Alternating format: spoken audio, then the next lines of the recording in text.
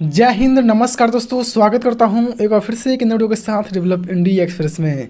दोस्तों, जयनगर दरभंगा वासियों के लिए सबसे बड़ी खुशखबरी है और आज के दिन हम आपको बताएंगे वह सबसे बड़ी खुशखबरी जिसका इंतज़ार 2 सालों से यहाँ के लोग कर रहे हैं।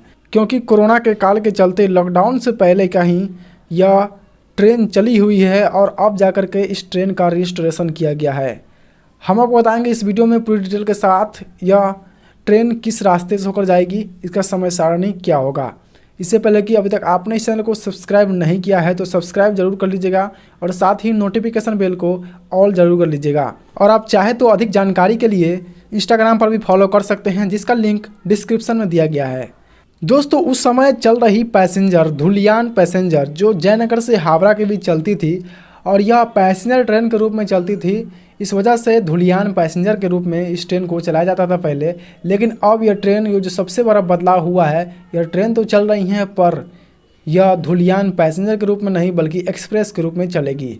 पहले यह ट्रेन 530141 और 5342 के नंबर से यह चलती थी, जो कि पैसेंजर ट्रेन की नंबर है, और अब यह एक्सप्रेस रूप में परिवर्तन किया गया है। तो एक्सप्रेस का जो नंबर है 13031 और 13032 यह नए नंबर से चलेगी। पहले यह ट्रेन सप्ताह में रोजाना चलती थी, लेकिन अब यह ट्रेन सप्ताह में मात्र और मात्र एक दिन ही चलेगी, दोनों ही दिशाओं से।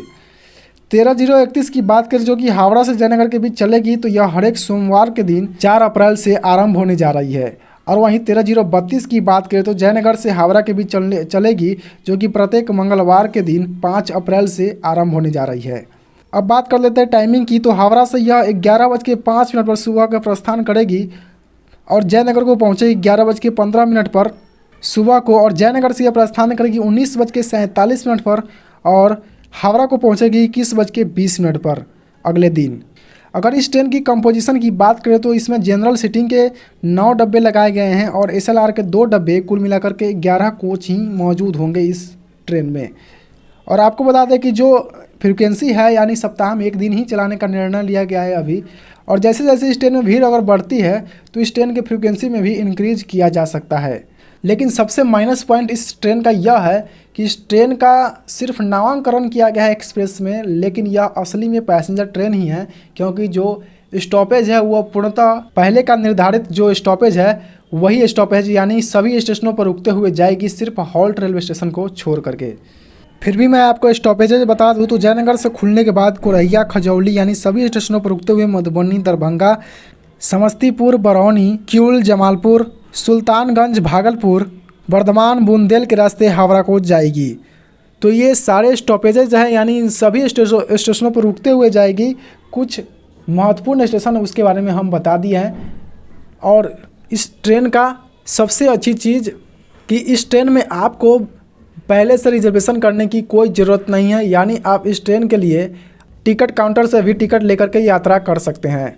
और अब जयनगर हावड़ा एक्सप्रेस भी चालू हो गई है। अब बच जाती है सीतामढ़ी सियालदह, पैसेंजर थी लेकिन अब सीतामढ़ी सियालदह एक्सप्रेस। ये कब चालू होती है यह सबसे बड़ा सवाल है, क्योंकि सीतामढ़ी से सियालदह के बीच चलने वाली जो वाया मुजफ्फरपुर, समस्तीपुर, बरौनी के रास्ते जाती थी, सीतामढ़ी से सुबह के 5 बजे करीब खुलती थी।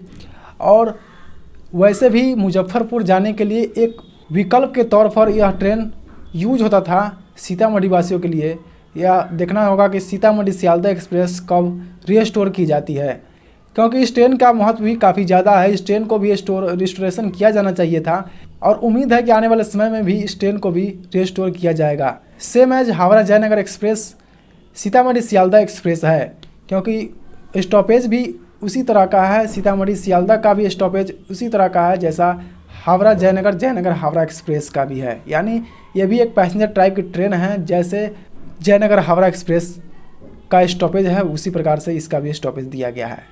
तो आने वाले समय में क्या सीतामढ़ी सियालदह का भी रजिस्ट्रेशन किया जा सकता है, यह सबसे बड़ा सवाल होगा। उम्मीद करते हैं आपको ये छोटी सी जानकारी पसंद आता होगा, तो वीडियो को लाइक कीजिएगा। बाकी मिलते हैं हम किसी अन्य वीडियो के साथ, तब तक के लिए जय हिंद, जय भारत।